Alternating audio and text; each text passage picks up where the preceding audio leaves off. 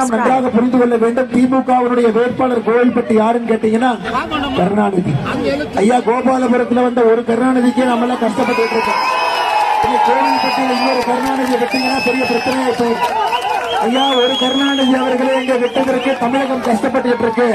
தயவு செய்து கோவில்பட்டிக்கு இன்னொரு கருணாநிதி வேண்டாம் என்பதுதான் இந்த நேரத்தில் முடிவெடுக்க வேண்டும். அருமை சொந்தங்களே, அது மட்டுமல்ல, அக்கா கனிமொழி அவர்கள் பொய்யாக பேசிவிட்டு ஒரு பொய்யுக்கும் கூட இப்ப பதில் சொல்ல வேண்டிய கட்டாயமும் கடமையும் நமக்கு இருக்கிறது. அருமை சொந்தங்கள், என்னை கனிமொழி அவர்கள் நேற்று பேசும்போது சொன்னாங்க, கருணாநிதி என்கின்ற பெயர் இருந்தாலே அவங்க தேர்தலில் தோற்க மாட்டாங்க.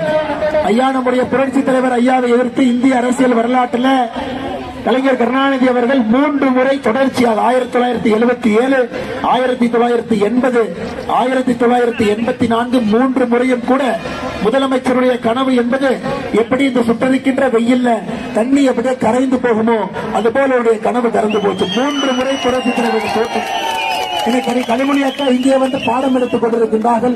கருணாநிதி என்றால் அவர்கள் அரசியலில் தோற்க மாட்டார்கள் என்று. ஐயா கருணாநிதி அவர்கள் ஒரு முறை கூட அவருடைய ஆட்சியை அவர்களால் தக்க வைக்க முடியும். ஒரு முறை முதலமைச்சராக இருந்தால் 2வது முறை தொடர்ந்து முதலமைச்சராக தமிழகத்தினுடைய அரசியல் வரலாற்றில் அவர் வந்ததே இல்லை. அல்லது என்ன தெரிகிறது, நம்முடைய தமிழக மக்கள் திராவிட முன்னேற்ற கழகத்தினுடைய ஆட்சியை ஒரு முறை பார்த்து விட்டால் அவர்களை ஒதுக்கி வைத்து விடுவார்கள் நமக்கு தெரியும். புரட்சி தலைவி அம்மா செல்வி ஜெயலலிதா அவர்களுடைய ஆட்சி காலம் உங்களுக்கு தெரியும். அவர் ஒரு முறை அல்ல 2 முறை திராவிட முன்னேற்ற கழகத்தை தொடர்ந்து ஒதுக்கி வைத்திருந்தார்.